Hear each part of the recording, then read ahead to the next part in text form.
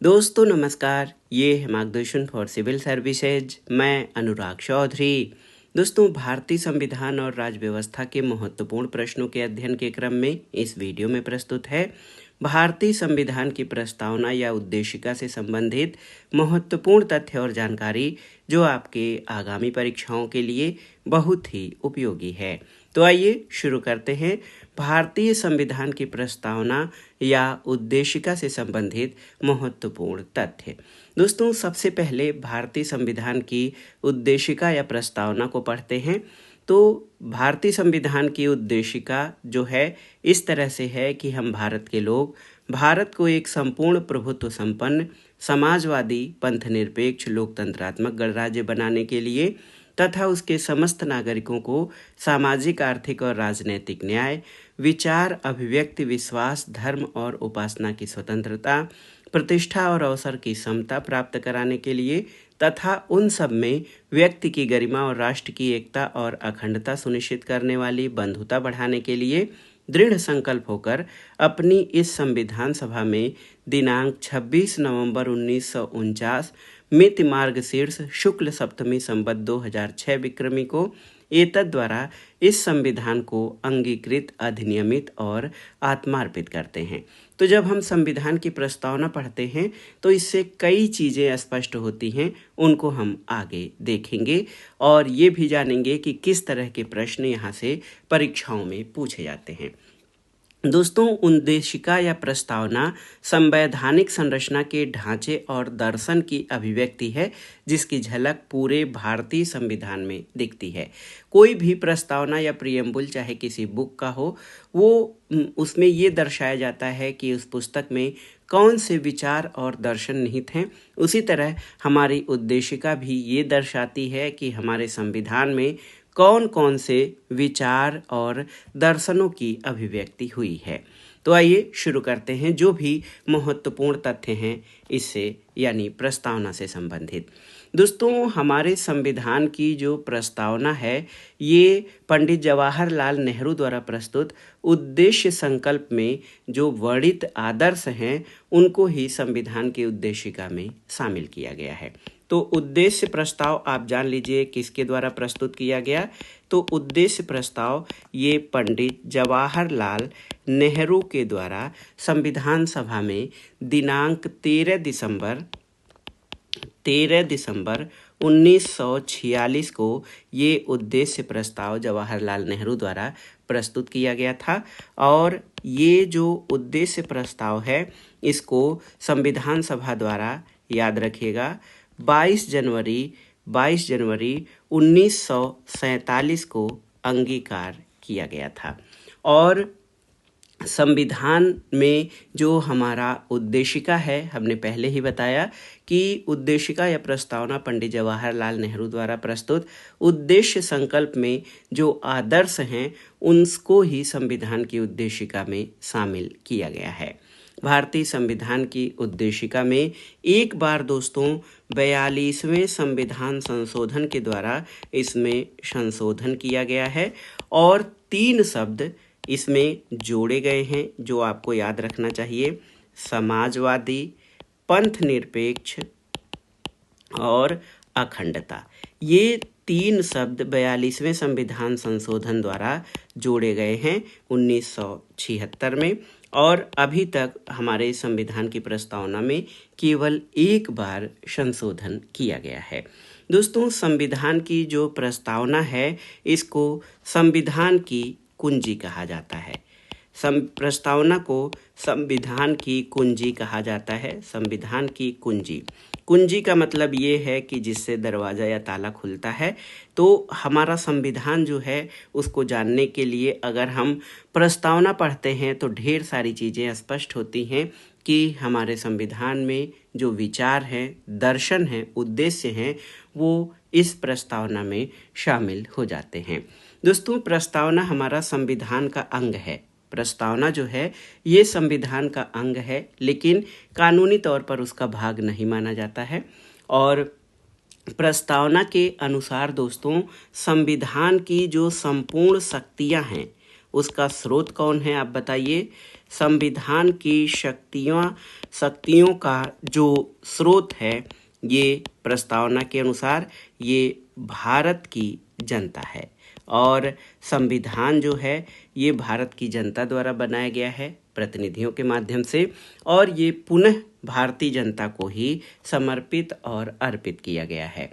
तो याद रखिएगा, प्रस्तावना के अनुसार संविधान के अधीन समस्त शक्तियों का स्रोत भारत की जनता है।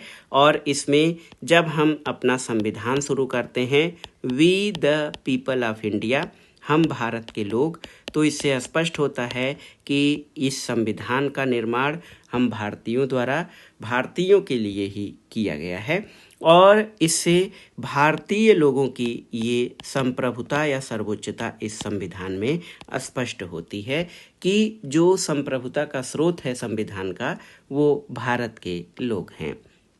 दोस्तों, कुछ अन्य महत्वपूर्ण तथ्यों को जान लेते हैं कि प्रस्तावना के द्वारा राज्य की प्रकृति जो है दर्शाई गई है। प्रस्तावना के द्वारा जो हमारा भारत है उस राज्य की प्रकृति दर्शाई गई है, इसको जान लीजिए। तो प्रकृति में क्या क्या चीज़ें शामिल हैं? शक्ति का स्रोत हम जान गए कि भारत की जनता है, हम भारत के लोग हैं। लेकिन राज्य की प्रकृति जो है ये संपूर्ण प्रभुत्व संपन्न का मतलब है कि हम अपने कार्यों के लिए किसी दूसरे की आज्ञा को पालन नहीं करते, किसी दूसरे से निर्देशित नहीं होते हैं। यानी प्रभुता या जो शक्ति है वो भारत देश में निहित है। और यहाँ का जो ढांचा है ये समाजवादी ढांचा है, संरचना। और पंथ निरपेक्षता यहाँ की मूल विशेषता है। और आप जान लीजिए कि किसी भी धर्म या पंथ के प्रति भारतीय संविधान कोई भेदभाव नहीं करता है और सभी को उनके विकास के अवसर जो है दिलाता है। इसके अलावा जो एक महत्वपूर्ण विशेषता और है जो हमारी प्रकृति है राज्य की, तो ये लोकतंत्रात्मक गणतंत्र है। लोकतंत्रात्मक गणतंत्र का मतलब ये हुआ कि यहाँ लोकतंत्र है और जनता द्वारा चुने गए प्रतिनिधियों के प्रत्यक्ष या अप्रत्यक्ष रूप से जो यहाँ का जो हमारा राज्य अध्यक्ष है, वो राष्ट्राध्यक्ष है, वो निर्वाचित होता है, न कि ये आनुवांशिक होता है। इसलिए हमारा जो है ये गणतंत्र या रिपब्लिक कहा जाता है। दोस्तों, अब आइए देखते हैं कि जो हमारा संविधान है, प्रस्तावना है, उसकी न्यायालयिक या न्यायिक स्थिति क्या है। तो प्रस्तावना की न्यायिक स्थिति इस तरह से है कि प्रस्तावना को न्यायालय में प्रवर्तित नहीं किया जा सकता है। न्यायालय में प्रवर्तित नहीं किया जा सकता, ये नोट कर लीजिएगा। प्रस्तावना को न्यायालय में प्रवर्तित नहीं किया जा सकता है। और ये निर्णय यूनियन ऑफ इंडिया बनाम मदन गोपाल 1957 के निर्णय में आया था। यानी यदि सरकार या कोई नागरिक प्रस्तावना की अवहेलना करता है तो उसकी रक्षा के लिए हम अदालत की मदद नहीं ले सकते हैं, यानी ये वाद योग्य या न्याय योग्य नहीं है। इसके अलावा बेरुवाड़ी यूनियन बाद 1960 आया था, उसमें सर्वोच्च न्यायालय ने ये निर्णय दिया था। वेरुवाड़ी वाद 1960 का है। वेरुवाड़ी वाद 1960 का है। इसमें जो हमारा सर्वोच्च न्यायालय है उसने ये निर्णय दिया था कि जहाँ पर संविधान की भाषा संदिग्ध हो, समझने में नहीं आ रही हो, वहाँ प्रस्तावना जो है ये विधिक निर्वचन यानी उसकी व्याख्या करने में प्रस्तावना की मदद ली जा सकती है कि यानी प्रस्तावना में जो भाव हैं या विचार हैं, आदर्श हैं, वो क्या हैं अगर संविधान की भाषा संदिग्ध हो तो। वेरुवाड़ीवाद में ही सर्वोच्च न्यायालय ने प्रस्तावना को संविधान का अंग नहीं माना, इसलिए विधायिका प्रस्तावना में संशोधन नहीं कर सकती। लेकिन सर्वोच्च न्यायालय द्वारा जब केशवानंद भारती बनाम केरल राज्यवाद 1973 था, उसमें ये कहा गया कि प्रस्तावना संविधान का अंग है। यहाँ एक तथ्य और जान लीजिए कि उद्देशिका पर उच्चतम न्यायालय द्वारा जो संविधान का भाग निर्धारित करने की बात की गई कि उद्देशिका संविधान का भाग या अंग है अथवा नहीं, तो बेरुवाड़ीवाद में बेरुवाड़ीवाद में कहा कि उद्देशिका संविधान का भाग नहीं है। पुनः केशवानंद भारतीवाद 1973 में कहा गया कि ये संविधान का भाग है। और बोम्मई बनाम यूनियन ऑफ इंडिया, बोम्मई बनाम यूनियन ऑफ इंडिया, बोम्मई बनाम यूनियन ऑफ इंडिया में दोस्तों ये कहा गया पुनः कि ये जो है संविधान का भाग है उद्देशिका, और उसके न्यायिक निर्वचन में सहायता करती है। केशवानंद भारतीवाद में ही जो संविधान की प्रस्तावना है हमारा, ये भी जान लीजिए, संविधान की प्रस्तावना को जो है सर्वोच्च न्यायालय ने इसको मूल ढांचा यानी बेसिक फंडामेंटल स्ट्रक्चर माना है। मूल ढांचा भी माना है केशवानंद भारतीवाद में सर्वोच्च न्यायालय ने प्रस्तावना को। अभी हमने शुरू में ही बताया कि भारतीय संविधान की प्रस्तावना में एक बार संशोधन हुआ है, 42वें संविधान संशोधन 1976 के द्वारा, और इसमें 3 शब्द जोड़े गए हैं। कौन कौन से? समाजवादी, पंथनिरपेक्ष और अखंडता।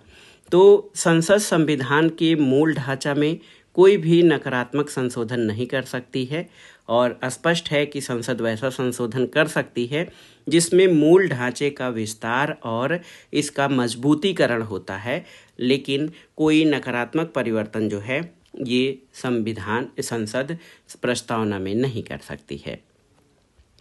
दोस्तों अब आइए देखते हैं इसमें जो संविधान में व्यक्ति की मूल्यात्मक अवधारणाएं जो हैं, राज्य और व्यक्ति के मध्य संबंध की जो अभिव्यक्ति होती है, उसमें संविधान व्यक्तियों के लिए क्या क्या व्यवस्था करता है।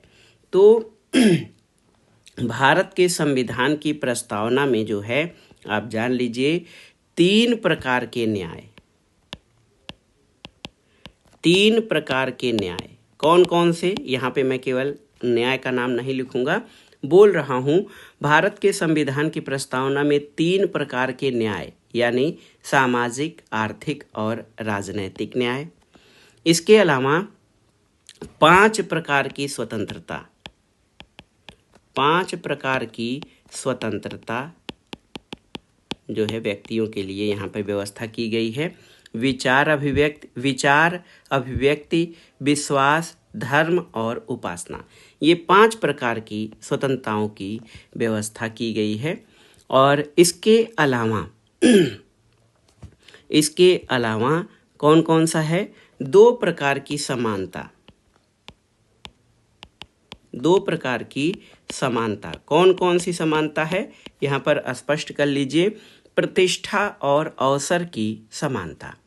और क्या है? 1 प्रकार की बंधुता। तो ये जो है, और बंधुता यानी फ्रेटर्निटी, बंधुता का उल्लेख किया गया है। तो एक बार फिर से देखते हैं, भारतीय संविधान की प्रस्तावना में 3 प्रकार के न्याय, सामाजिक, आर्थिक और राजनैतिक न्याय, 5 प्रकार की स्वतंत्रता, विचार, अभिव्यक्ति, विश्वास, धर्म और उपासना की स्वतंत्रता, 2 प्रकार की समता यानी प्रतिष्ठा और अवसर की समता, और बंधुता यानी व्यक्ति की गरिमा और राष्ट्र की एकता और अखंडता सुनिश्चित करने वाली बंधुता। ये इतनी व्यवस्थाओं का उल्लेख किया गया है। और भारत का संविधान आप जानते हैं कि दुनिया का सबसे बड़ा लिखित और सर्वाधिक व्यापक संविधान है। ये अंशतः कठोर और अंशतः लचीले का मिश्रण है। और आप जान लीजिए कि भारत का संविधान अपना जो प्राधिकार है, भारत का संविधान अपना जो शक्ति है, संविधान को शक्ति हमने पहले भी चर्चा किया है, संविधान की शक्ति का स्रोत जो है, शक्ति का स्रोत ये भारत की जनता है, और यहीं से संविधान को शक्ति मिलती है। और आप जान लीजिए कि भारत सरकार अधिनियम 1935 ये महत्वपूर्ण दस्तावेज है, जहाँ से भारतीय संविधान को तैयार करने का महत्वपूर्ण जो उपबंध है वहाँ से लिए गए हैं। और भारत के संविधान में कहीं भी संघीय यानी फेडरल शब्द का प्रयोग नहीं किया गया है और संविधान में यहाँ पर राज्यों का संघ शब्दावली का प्रयोग किया गया है, यूनियन ऑफ स्टेट। तो ये तो था भारतीय संविधान की प्रस्तावना से संबंधित महत्वपूर्ण जो है जानकारी। परीक्षाओं की दृष्टि से कुछ अन्य महत्वपूर्ण तथ्यों को जान लेते हैं। कौन कौन से? तो यहाँ पर देखिए एक प्रश्न है, उद्देशिका को राजनीतिक जन्मपत्री किसने कहा है? ये आप नोट कर लीजिएगा। ये जो वीडियो है, ये जानकारी है, ये न केवल सामान्य ज्ञान और सामान्य अध्ययन बल्कि टीजीटी पीजीटी यानी नागरिक शास्त्र से आयोजित परीक्षाओं के लिए भी बहुत ही उपयोगी है। तो उद्देशिका को राजनीतिक जन्मपत्री किसने कहा है? तो ये हैं के.एम. मुंशी। के.एम. मुंशी, कन्हैयालाल माणिकलाल मुंशी ने उद्देशिका को राजनीतिक जन्मपत्री कहा है। और प्रस्तावना को संविधान की कुंजी किसने कहा है? प्रस्तावना को संविधान की कुंजी या चाबी किसने कहा है? तो अर्नेस्ट बारकर एक ब्रिटिश विचारक हैं। इन्होंने जो है प्रस्तावना को संविधान की कुंजी कहा है। आप सभी जानते हैं कि प्रस्तावना संविधान की आत्मा है। तो प्रस्तावना को संविधान की आत्मा किसने कहा? ये महत्वपूर्ण तथ्य है, इसको मैं स्टार कर रहा हूँ। तो पंडित ठाकुर दास भार्गव।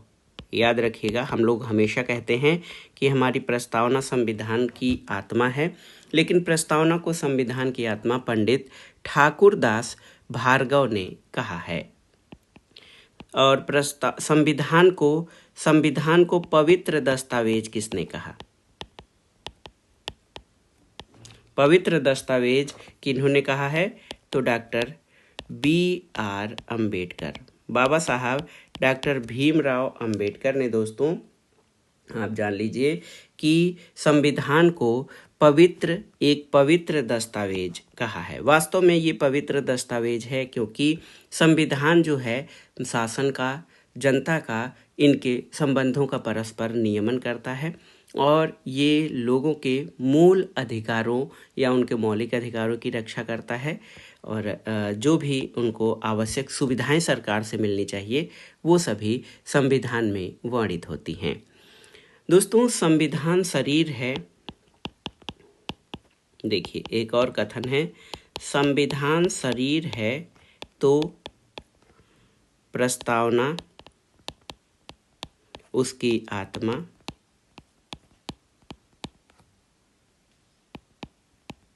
प्रस्तावना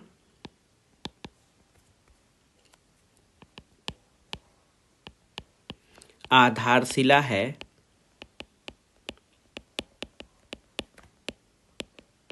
तो संविधान उस पर खड़ी अट्टालिका। ये वर्णन किसने किया है? तो ये भारत के महान संविधानविद सुभाष कश्यप। सुभाष कश्यप का कथन है, संविधान शरीर है तो प्रस्तावना उसकी आत्मा, प्रस्तावना आधारशिला है तो संविधान उस पर खड़ी अट्टालिका। और अंत में, प्रस्तावना न तो विधायिका की शक्ति का स्रोत है, न ही उसकी शक्तियों पर प्रतिबंध लगाने वाला, और ये गैर न्यायिक है, यानी इसकी व्यवस्थाओं को न्यायालय में चुनौती नहीं दी जा सकती है। तो दोस्तों, ये था आज का वीडियो। इसमें हमने भारतीय संविधान की उद्देशिका या प्रस्तावना से संबंधित सभी महत्वपूर्ण तथ्यों को और परीक्षाओं की दृष्टि से महत्वपूर्ण जानकारी को कवर किया। ये प्रश्न आपके आगामी परीक्षाओं के लिए बेहद महत्वपूर्ण हैं। आप इनको अच्छे से तैयार कर लीजिएगा। वीडियो आपको कैसा लगा हमें कमेंट बॉक्स में ज़रूर बताइएगा। वीडियो को लाइक करें, शेयर करें और इस चैनल मार्गदर्शन फॉर सिविल सर्विसेज को सब्सक्राइब करें। वीडियो देखने के लिए धन्यवाद दोस्तों। नमस्कार।